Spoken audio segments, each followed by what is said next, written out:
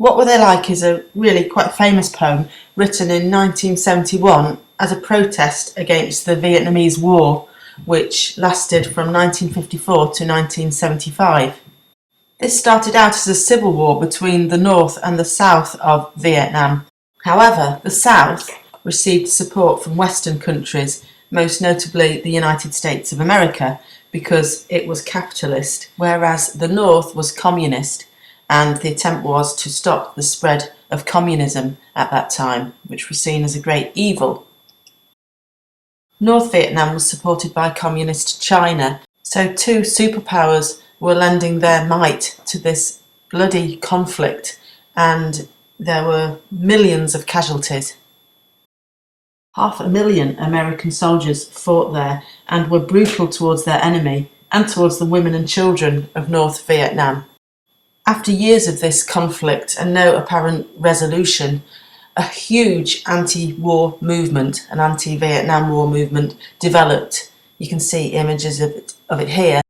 And Levertov's poem needs to be read in this context. It is a protest poem, a very powerful one, as you'll hear in just a few seconds. Levertov actually protested in public against the war as well, and she did spend time in jail. In this poem, inspired by the violence of the US bombing campaign, she imagines a future for Vietnam in which the people have been completely destroyed and there's no record or memory of their culture. Of course, in the light of the Nazis' genocide of European Jews, that wasn't an unreasonable fear. And remember, the poem was written before the end of the conflict. It was written in 1971. American troops were finally withdrawn in 1973, and in fact the North went on to win in 1975. But this poem was written at the height of the anti-war movement, and hopefully when you hear it read now, you'll hear Levertov's passion and anger about events in Vietnam. Did the people of Vietnam use lanterns of stone? Did they hold ceremonies to reverence the opening of buds? Were they inclined to quiet laughter? Did they use bone and ivory, jade and silver for ornament? Had they an epic poem? Did they distinguish between speech and singing? Sir, their light hearts turned to stone. It is not remembered whether in gardens, stone gardens illumined pleasant ways. Perhaps they gathered once to delight in blossom, but after their children were killed, there were no more buds. Sir, laughter is bitter to the burned mouth. A dream ago, perhaps. Ornament is for joy. All the bones were charred. It is not remembered. Remember, most were peasants. Their life was in rice and bamboo. When peaceful clouds were reflected in the paddies and the water buffalo stepped surely along terraces, maybe fathers told their sons old tales. When bombs smashed those mirrors, there was time only to scream. There is an echo yet of their speech, which was like a song. It was reported their singing resembled the flight of moths in moonlight. Who can say? It is silent now.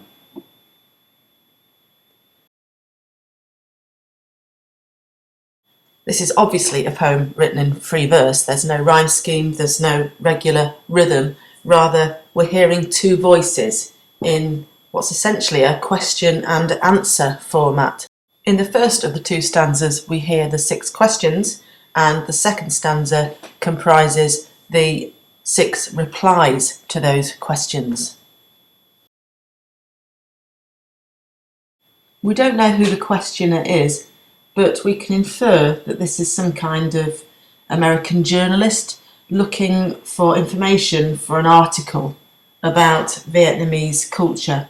The questions come thick and fast, almost impatiently, and there seems to be a lack of respect for the terrible suffering of the Vietnamese people. There's no evidence of any empathy or compassion, just very cold, objective questions about what the culture was like. Questions from somebody not terribly well informed. We aren't given the identity of the responder either, the person answering the questions. We don't know the gender of either questioner or responder. But what we do know is that this second speaker has real feeling for the suffering of the children of Vietnam. The questioner is referred to as Sir, so there's a formality about this exchange. There's a distance between the two in discussion. Perhaps a certain hostility as well, because the speaker answers bitterly, insisting that it must be remembered that Vietnam was a largely peasant country up against superpower. Her replies are very graphic, vivid images that make us actually see the monstrous things that happened.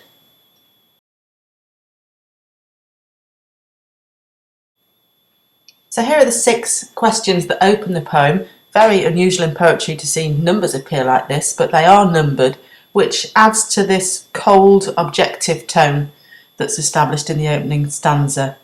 The language is very straightforward. It's not figurative in any way. There's no simile, no metaphor.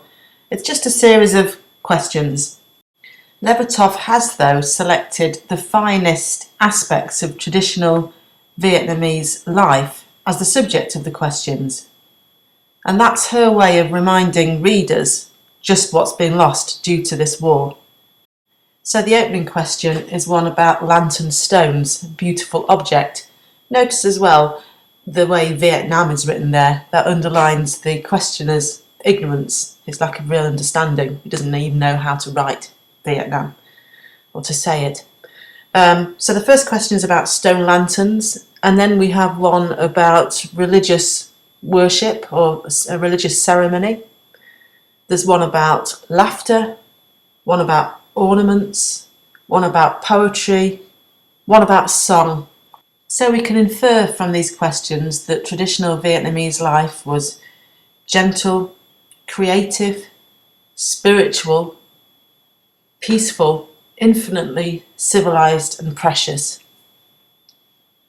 So the speaker answers bitterly with real knowledge that the questioner clearly doesn't have.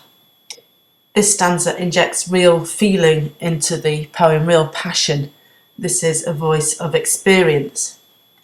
The language is heightened too. There's figurative language, there's metaphor and simile, which the speaker uses with vivid effect. Indeed, there's a metaphor in the opening line of the reply, Sir, their light hearts turned to stone. So she's obviously evoking there the despair, the heartache of the Vietnamese people. Once their hearts were light, but now, because of what's happened, the atrocities, they're as heavy as stone. They're turned to stone.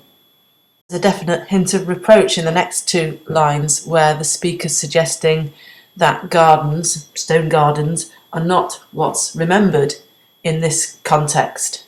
It doesn't seem very important to be thinking about stone gardens or pleasant ways. It's just not appropriate. The second question was about religious ceremony, whether the Vietnamese people worshipped spring, the opening of buds. Again, the speaker's reply to this is bitter. Levertov makes very striking use of contrast in this poem, again to reinforce just what's been lost from this culture. And here in this answer, she's comparing or contrasting the past, a time when people may have gathered to delight in blossom, with the reality, which is that children were killed.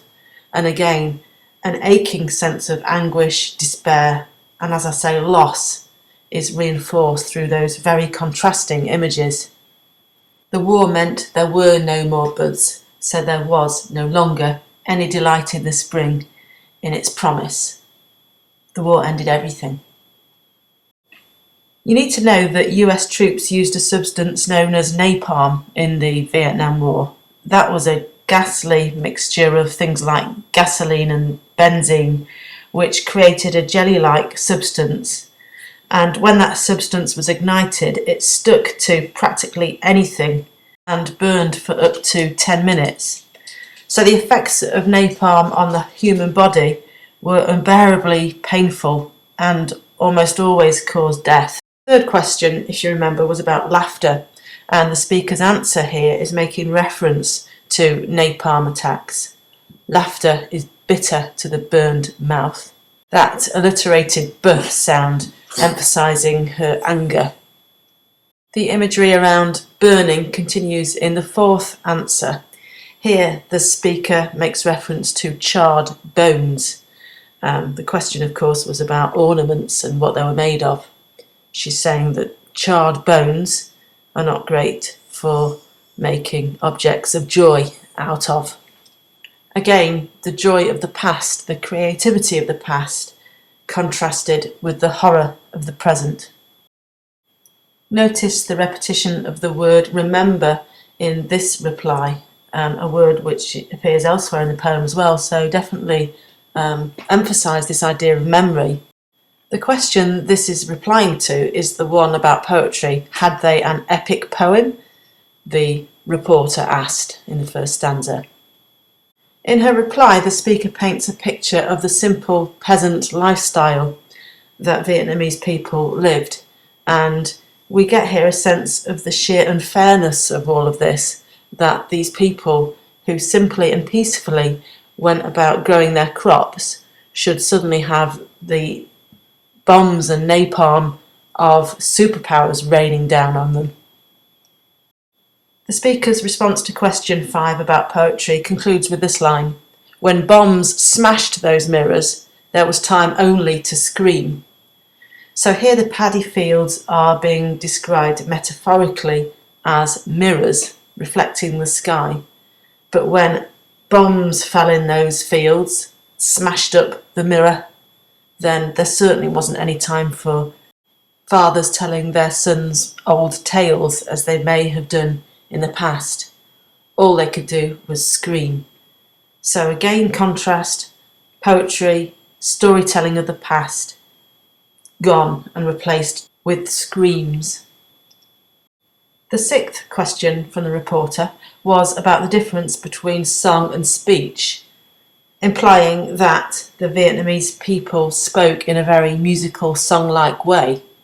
Again, that creates a sense of loss, that musical speech should be replaced by screams. Here, the speaker says there's still an echo of that song, that speech. It's not entirely forgotten. It's remembered as sounding like the flight of moths in moonlight.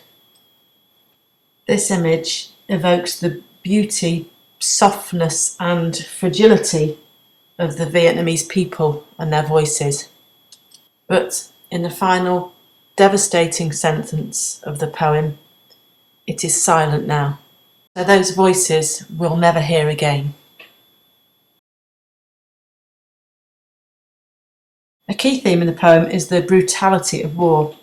Levertov is pointing out the horrible, destructive effects of the Vietnam War.